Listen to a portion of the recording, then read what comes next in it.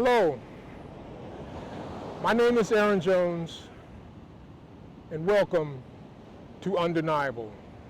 And welcome to the first installment of Undeniable. I'm here with my good friend and tennis buddy, Dr. Joe Dewberry. And Undeniable is a channel that's dedicated to those acts of God in our lives where there's no question it was God who did it. People often can debate scripture all day long, but what you can't debate is my experience. And Undeniable is just about that, our experiences. And I've got plenty. So I wanted to interview you,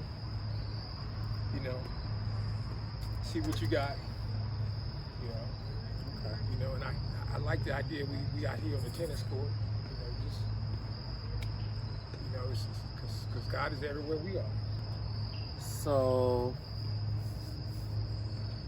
I've had multiple things. Like, I was having a conversation maybe a week or two ago where I was talking to, it was either a friend or a mentee, but I basically said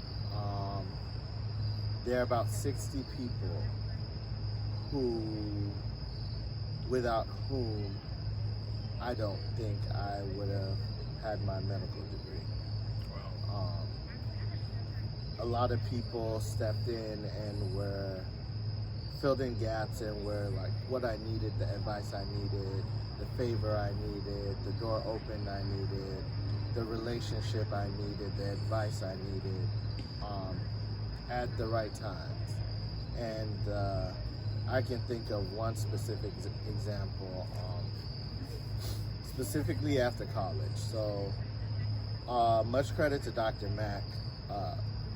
He essentially created a pipeline program which allowed a lot of minority students through the Office of Minority Affairs at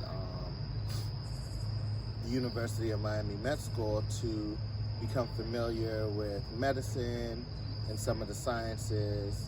And he's produced countless nurses, doctors, physical therapists, physician assistants, just different types of people that matriculated through his program at Mind Healthcare. So I always knew, especially since high school, that I was going to be a doctor. But college was not a place where I was particularly focused.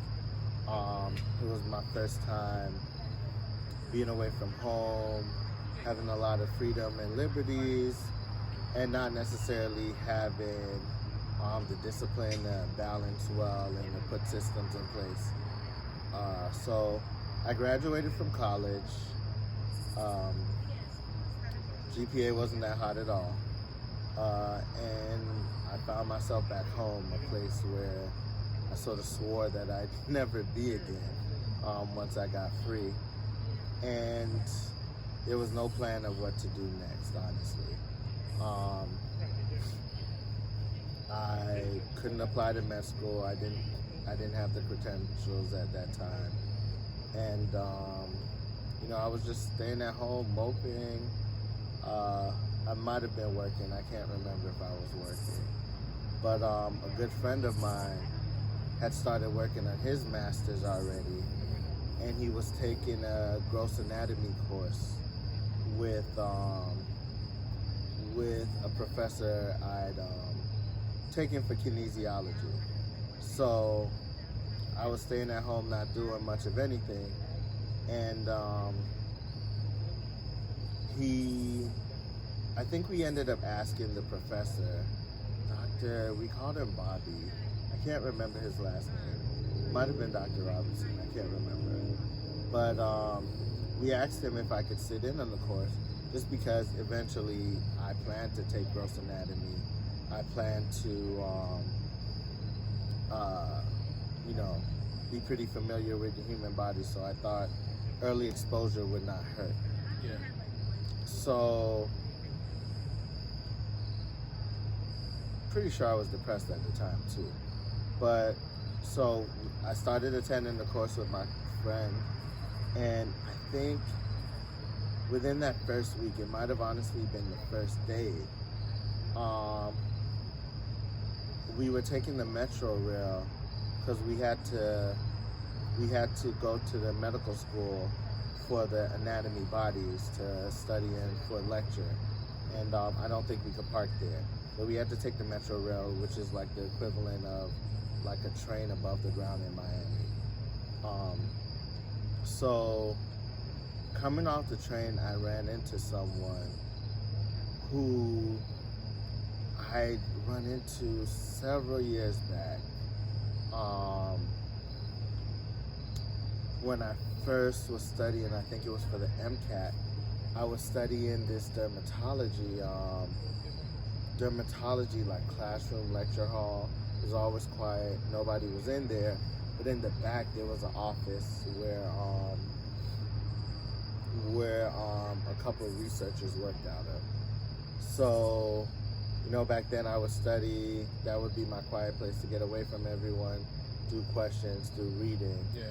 And Mr. Dwayne Ford, you know, we greet each other. I was in his space and he had no problem with it. And I think we had a conversation way back then about potentially doing research, and I wasn't the type that was particularly fond or keen of doing research. But either way, the opportunity happened, and I just continued to study. I didn't really take it too seriously. So getting off the Metro Rail on the way to the anatomy class, I ran into Mr. Ford again. And I really didn't have too much going on. I was done with college, looking to, you know, bridge the next steps to get into medical school.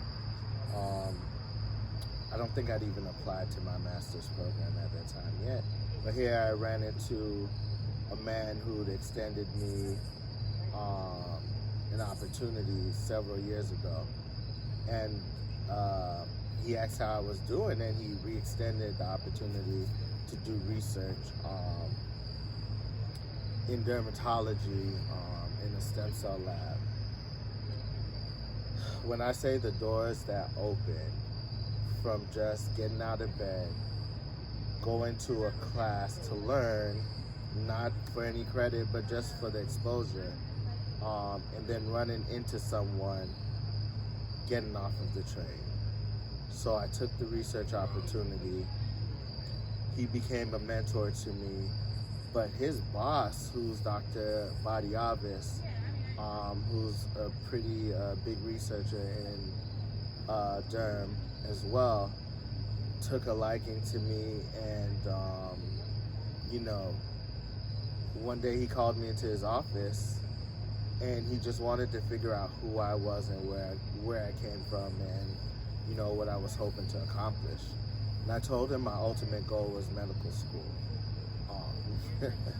And he'd taken a really roundabout way to get there, but he took me under his wing and he sort of coached me on what the things I needed to do.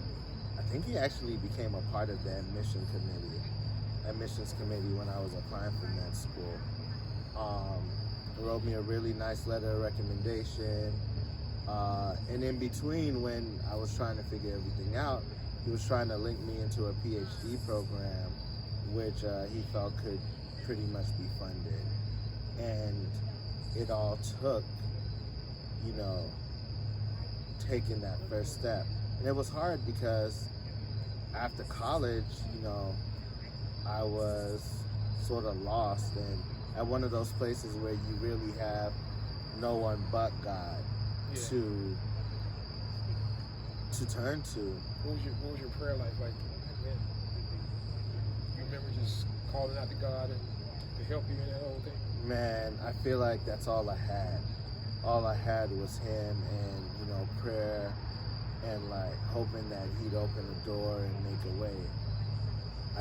I definitely know I always had faith that I'd be a doctor, but I didn't know how I'd get there. and I needed him to guide me there. Yeah. And it was definitely an undeniable act of God. I could not have coordinated a better story to just bridge that gap. I now had research, which medical schools, favor highly. I now had a research mentor. His boss took a liking to me and was trying to make sure that, I was able to get the graduate degree that I was working towards. And even though it wasn't a paid research position, I don't think I could even pay for the services they provided me. And it gave me purpose again. So sometimes just getting up and